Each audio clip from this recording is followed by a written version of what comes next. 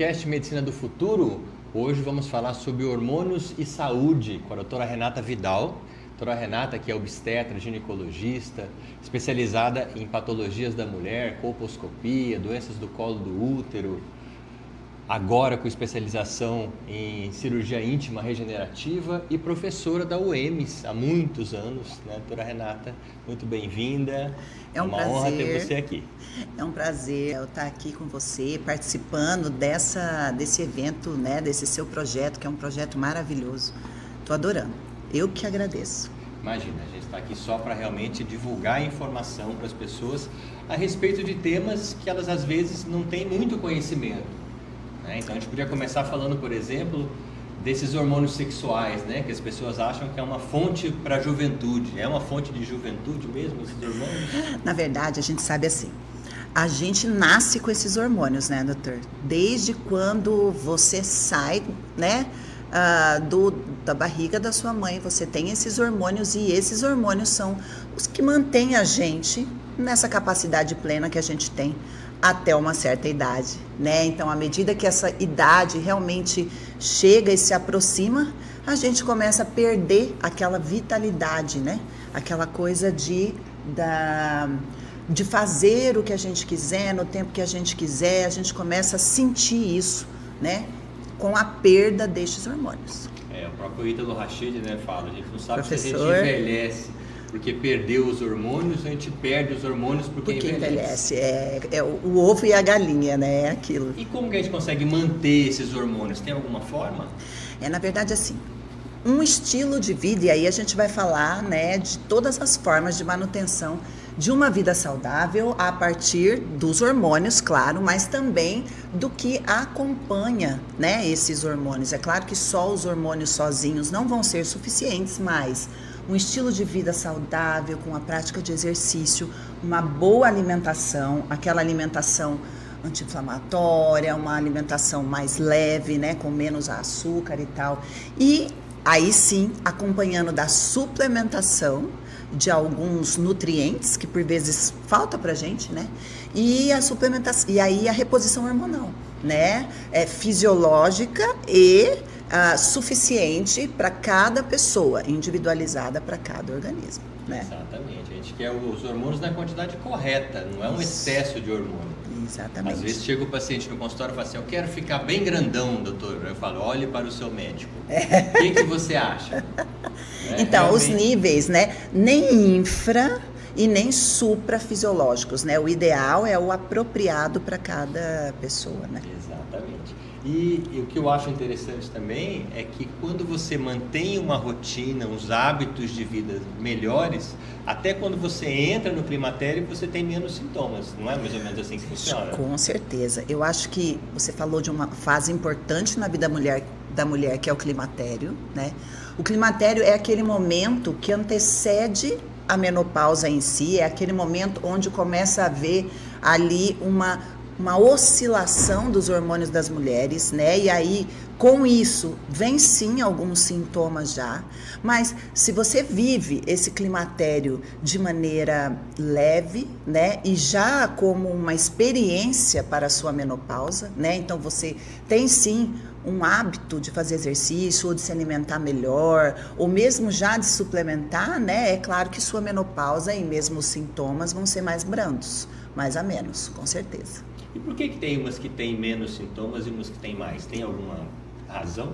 Então, eu acho que isso varia muito, e eu vejo nas minhas pacientes também, isso varia muito de acordo com a sensibilidade, né? A maneira como essa paciente vive a vida, né? Ou como ela enxerga a vida, né? E os hábitos, claro. Então, tem pessoas que se dedicam mais a viver uma vida mais leve, a fazer exercício, a meditação, a cuidar do espírito. Essas pacientes, elas sentem menos ou passam de maneira mais branda, sabe? Dormem melhor, né? Conseguem ter o seu sono, gerencia seu estresse de maneira mais adequada, vamos dizer assim. Então, essas sentem menos, ao passo que as outras, né, que infelizmente não conseguem isso por vários motivos, é claro que não dá pra gente culpá-las, mas são vários os motivos que fazem a gente ter aí estresse, não dormir direito e tal. E aí essas sentem mais, doutor. Ela já está ali no limiar de sono, né? Porque já está super estressado, já está cheio de adrenalina. Dia a dia. Né? E aí ainda vem a falta de hormônio para coroar aquela insônia dela. E se a gente for falar ainda do ponto de vista social, muitas delas ainda têm a questão da saída dos filhos, né? Do ninho vazio. Então, tudo isso vem junto. E eu falo para as minhas pacientes, inclusive eu falo assim, gente, por que vem tudo junto? Né? Podia dividir assim, vem um pouco agora, daí com 40 anos, e com 60 anos o outro. Não, tem que vir tudo junto. Climatério, menopausa, saída das crianças. Sabe, a mulher realmente, ela pira. Se não tiver um acompanhamento legal, sabe? Ela dá uma pirada. E aquela história que não pode dar hormônio depois de 10 anos que a pessoa parou de menstruar, que a mulher parou de menstruar, a janela de oportunidade. O que acontece? Por que existem esses 10 anos? Isso, esse é um fato muito importante que a gente leva muito em consideração quando a gente vai indicar uma terapia de reposição hormonal. A gente sabe assim que os hormônios hoje, eles são indicados para todas as mulheres, desde que, claro, seus exames estejam favoráveis, vamos dizer isso. Eles são indicados, certo? Porém, existe um momento em que esses hormônios vão ser melhor aproveitados ou utilizados pelo corpo, pelo organismo, sabe? E são esses primeiros 7 a 10 anos que a gente chama de janela de oportunidade, tá? Depois disso, não é que eles não estejam indicados mais, mas aquele benefício que a reposição hormonal traria, ele já não vai trazer, por exemplo, em relação à doença cardiovascular, que existem aí vários trabalhos que mostram já que o hormônio, ele ajuda a melhorar o perfil de lipídios no corpo, diminui doença cardiovascular, ajuda ao controle pressórico, sabe? A mesma coisa com a osteoporose, né? A captação ali no osso, essa dureza óssea, né? Então, isso acontece, de fato, nos primeiros anos de reposição, de menopausa em si, quando você faz reposição.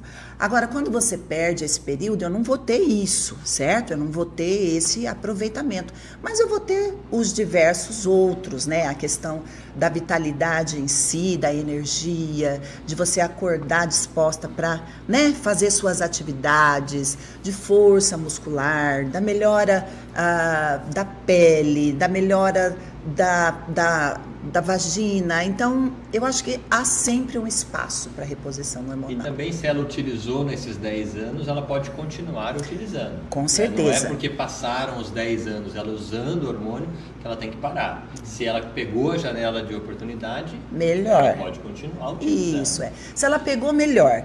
Se ela não pegou, doutor, existia antes, né, com o uso dos hormônios sintéticos, uma recomendação, sim, né, baseado em alguns estudos que já até saíram, né, já caíram, de que o tempo máximo de utilização do hormônio seria de 5 a 7 anos. Com hormônios sintéticos, né, aqueles hormônios produzidos industrialmente, moléculas que não são iguais às nossas, né? Hoje, com o uso desses hormônios que a gente fala bioidênticos ou biossemelhantes, né? Esse fator já caiu por terra. E a gente sabe, sim, que a gente pode utilizar por mais tempo, né? Além dessa janela de oportunidade. Porque tem muita gente que ainda tem medo lá do uso de hormônio, sim, de urina de égua que utilizaram na década de 80, né? Exatamente, E que acabavam infartando as mulheres. Então sempre pergunto, falo, mas esses hormônios que vocês estão passando são hormônios seguros para a gente utilizar? Né? São seguros? Isso. Houve um grande estudo nessa época, que foi o estudo WHI, que foi um hormônio que foi um estudo que testou, né, em muitas mulheres de idades diversas também, esses hormônios de urina de égua, que a gente fala que são os estrogênios conjugados, né? E que nestes estudos, um braço desse estudo, inclusive, foi suspenso, né? Porque mostrou, exatamente, mostrou realmente uma piora de um dos padrões de doença cardiovascular, como o doutor bem colocou. Mas nós aqui não estamos falando de hormônios de urina de égua e nem hormônios sintéticos, a gente está falando de hormônios bioidênticos, né? Que são aqueles hormônios mais naturais, semelhantes aos nossos, né? E que todo mundo tem no corpo. Nascemos com eles. Vai te fazer mal. E o interessante é que eles são quase contrários, apesar do nome parecer muito próximo, por exemplo, um progestágeno que é sintético e uma progesterona, a progesterona é diurética, o progestágeno costuma fazer inchaço, edema da mulher. A progesterona é antiagregante plaquetário, o progestágeno geralmente dá trombo. Então, a progesterona ajuda muito no sono, né? Então, assim, são os nomes muito parecidos, mas os efeitos são muito diferentes um dos outros. Contrários às vezes, né? E aquela história de suplementação para aumentar o hormônio, por exemplo, para aumento de testosterona. Existem alguns profissionais que lançam mão disso. Eu, pessoalmente, gosto muito, né, de lançar mão desses, a gente chama adaptógenos ou outras vezes os próprios fito-hormônios, né, que são substâncias que vão agir ali no mesmo local, no mesmo receptor dos nossos hormônios naturais, né? E muitas vezes as mulheres que não podem, né, utilizar hormônios, e essas existem, e a gente só sabe com os exames, certo? Então a gente precisa de exames para realmente indicar ou contraindicar as terapias. História, né? Conversar com a paciente. Exatamente. Mas existem aí sim, por exemplo, a maca peruana, né? Que é um fito-hormônio que age em receptor de testosterona. Existe as isoflavonas ou mesmo a amora, né? Que age em receptores estrogênicos. Existe aí o hipericum, né? Perfuratum, né? Que é um fitoterápico que atua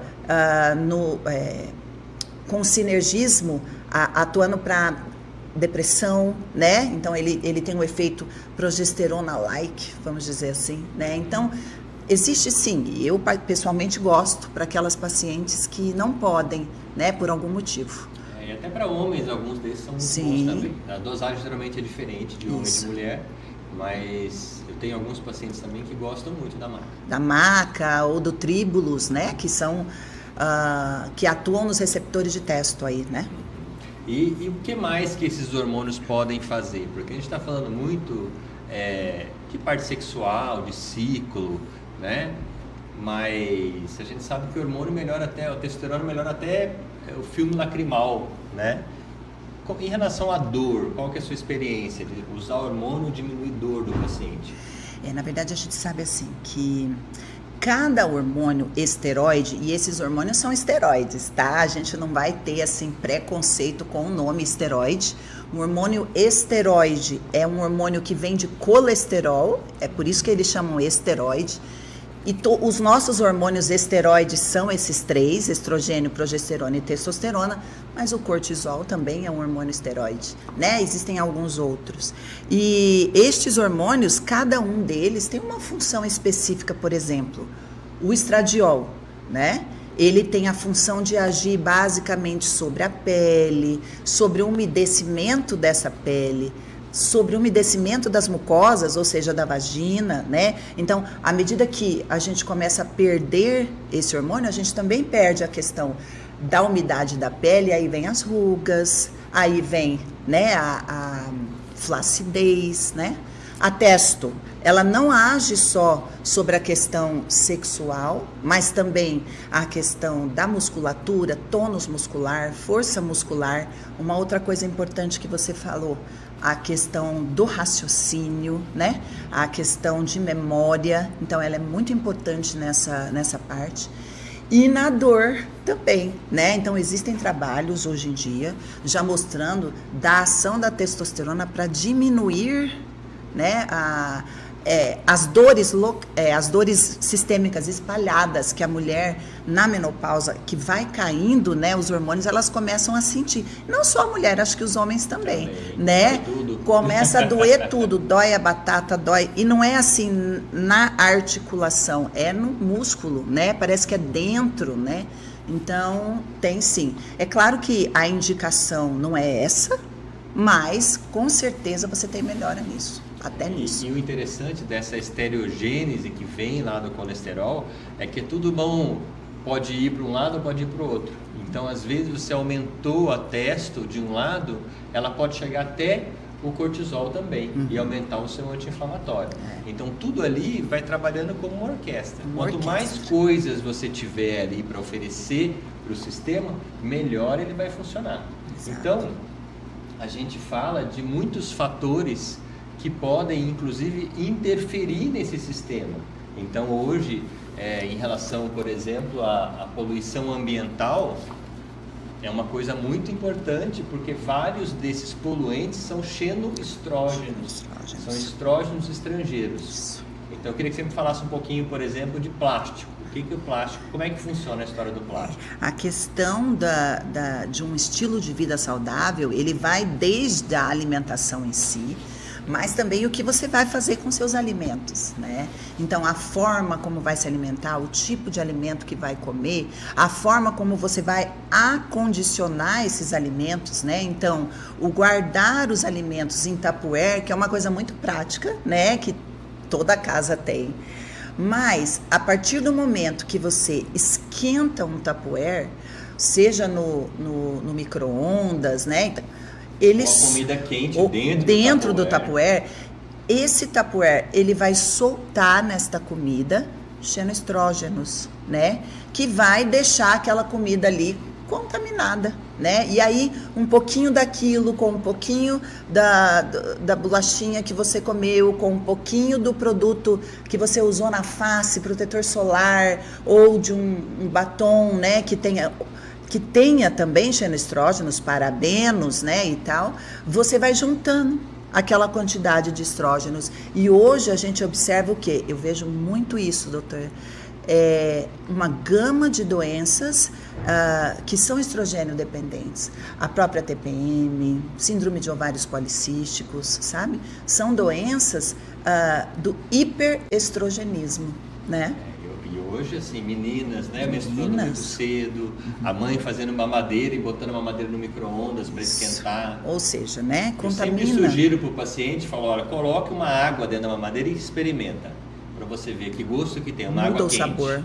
Para você ver que tem gosto de plástico. E quando a gente fala plástico, geralmente são tudo que é derivado de petróleo. Tá? Plástico, combustível, pesticida. Então são várias substâncias hoje que estão fazendo uma contaminação desses hormônios que deixam as mulheres bravas, né? E os homens da maneira que estão hoje. Né? Porque é um excesso de hormônio, né? Feminino. E é um xenoestrógeno, ele nem é o nosso hormônio verdadeiro. Mas quando ele entra no sistema, ele funciona como hormônio. E os homens também precisam de estrogênio. Então, quando você falou, olha, lubrificação de pele, né, de mucosa, mas na parte de ortopedia, por exemplo, o estrogênio é muito importante para melhorar a força tendinosa. Então, aquela pessoa que faz uma hipertrofia muscular à base de hormônio e toma um bloqueador de hormônio feminino, ele faz muito mais lesão, ele faz lesão de arrancamento muscular, porque ele precisa do estrogênio que ele não está deixando produzir. Então, é muito interessante o papel desses hormônios, como que eles podem alterar, inclusive, como você estava falando, a TPM da mulher. Né? Por que será que umas mulheres têm mais TPM e outras têm menos? Isso também tem alguma causa específica? Como que funciona? Então, é uma doença hiperestrogênica, né? Então, a gente sabe que, sim, a alimentação, mas também o seu dia a dia, claro, né? Aquele dia a dia mais estressante e tal, faz aumentar, claro, desequilibrar, né? Essa questão hormonal também, né? Alguns outros hormônios aumentados, por exemplo, o cortisol, né? Quando ele está muito alto, ele também vai agir em receptor estrogênico, fazendo com que essa mulher também se irrite mais, fique mais reativa, vamos dizer assim. Então, Eu acho que é por aí. Eu acho que não é só o hormônio em si, mas o dia a dia que tá louco hoje em dia. E algumas doenças também, endometriose, por exemplo, né? Se ela tem uma dor absurda, né? Isso não é normal. Com certeza. E a ideia é fazer o seu acompanhamento, observar o que está acontecendo. Ah, mas eu tenho isso desde 13 anos de idade. Então, não está normal desde 13 anos de idade. E vai acumulando, foi bom o senhor ter falado isso. Vai acumulando, né? No caso da endometriose, principalmente. A endometriose, a menina, quando ela começa a menstruar, ela tem lá 2, 3 focos, né, de endometriose. Mas à medida que ela vai menstruando, mês após mês, obviamente que aqueles focos, eles aumentam. Então, a dor, como está escrito no livro, a dor a gente fala que ela é de caráter progressivo. Ela vai piorando realmente. É uma dor cíclica, né, na menstruação, no período menstrual, mas de caráter progressivo, porque a cada menstruação, mais e mais implantes, mais e mais focos vão ser gerados, né? Interessante. E essa parte hormonal ainda, em relação à compulsão, você acha que algum desses hormônios podem ajudar na história da compulsão por comer doce, né? Essa compulsão, essa falta de energia? Não os hormônios sexuais, esteroides sexuais, mas mais ligados aos outros esteroides, que é o cortisol, por exemplo, né? E aí quando a pessoa é uma pessoa antenada, que trabalha muito, né? Tem o seu nível de cortisol mais alto. Até para ela conseguir fazer todas essas coisas, ela tem que ter mesmo, né? Esse nível mais alto. E aí a captação, o recrutamento, vamos dizer assim, né? De uma quantidade maior de glicose, de açúcar. E aí a vontade de comer mais açúcar, mais glicose, né? É como se fosse uma roda, né? Uma roda viva. Mais cortisol, mais açúcar, mais, né? E o contrário também é verdadeiro. Quando ele estressa muito tempo, ele não consegue mais subir o cortisol, ele começa a ficar com falta de energia. E qual que é a energia rápida que a gente consegue?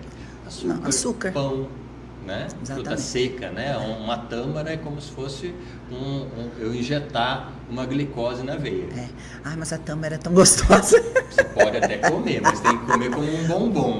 Como um bombom. Né? O beduíno diz que fica no deserto um dia inteiro com uma tâmara. Você tem que saborear a tâmara. Exatamente. Um bombom de vez em quando pode comer. É verdade. Então agora nós vamos falar sobre a nova especialização da doutora Renata, que é em tratamentos íntimos e regenerativos. O que são isso? Existe uma indicação? Como que isso funciona? Ainda é um meio tabu para as pessoas essa cirurgia íntima, esses tipos de tratamento, né? Você sabe que a preocupação da mulher com a sua saúde, ela é de muito tempo. A mulher, ela está sempre preocupada com a sua saúde. Mas a parte íntima, ela sempre foi um fator de muito tabu realmente.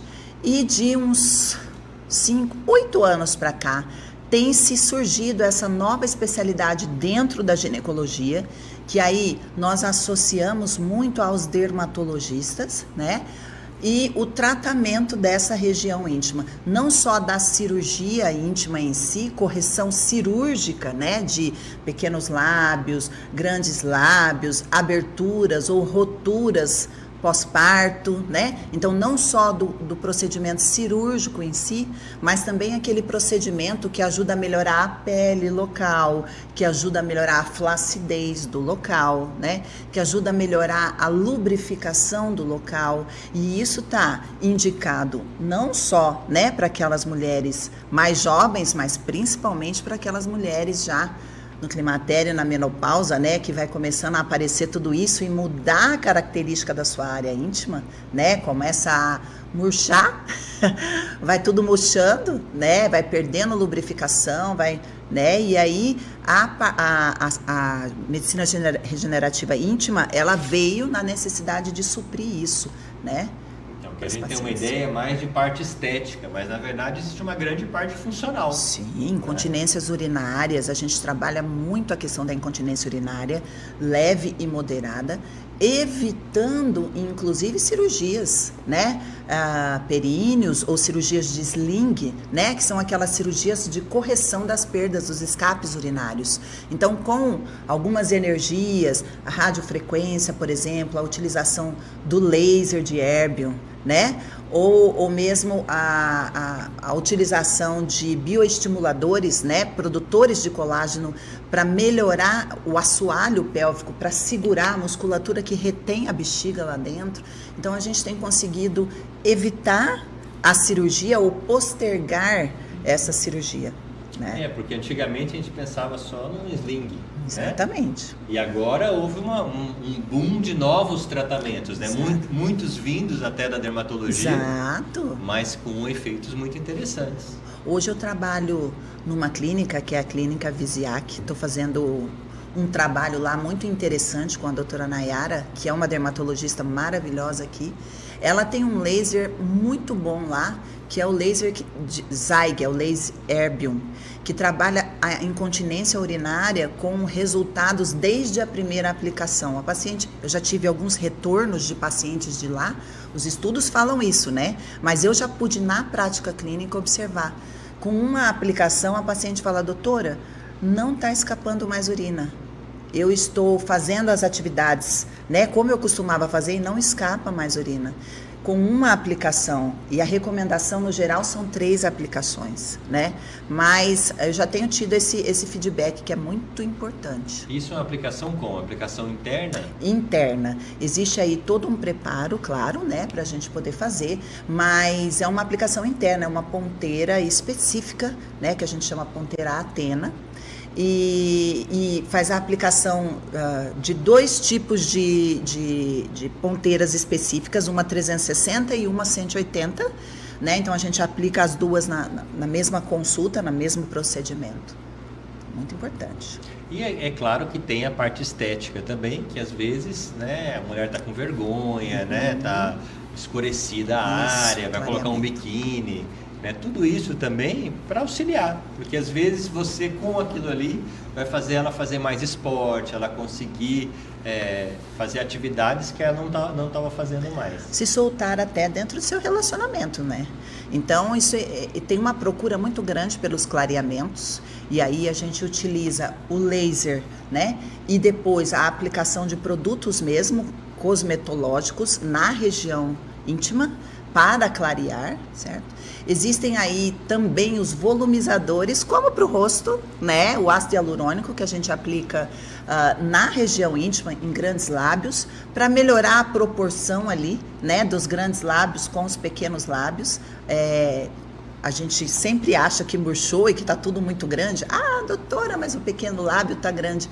Muitas vezes não é isso. Muitas vezes é o grande lábio que murcha e dá a impressão que o pequeno lábio cresceu, mas não é isso, né? Então a gente faz um volumizador, ou mesmo a textura da pele. A textura muda. Voltando à questão dos hormônios, quando eu diminuo os estrogênios, né? Eu diminuo a umidade da pele, não é só no rosto ou nas mãos, é no corpo inteiro e na região íntima também.